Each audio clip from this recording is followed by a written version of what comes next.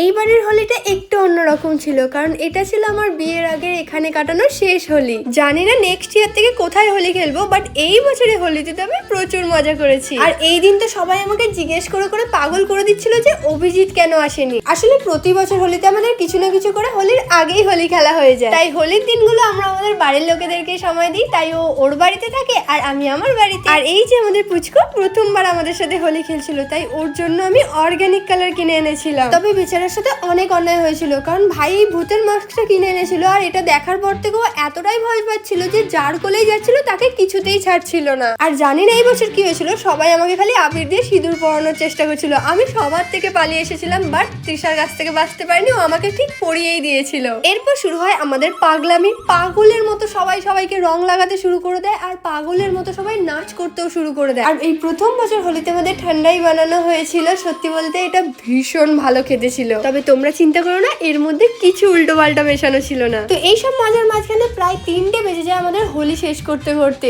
তো এতটাই ছিল আমার হোলির মিনি ব্লগে। তো চলো আজকের মতো টাটা, দেখা হচ্ছে নেক্সট মিনি ব্লগে।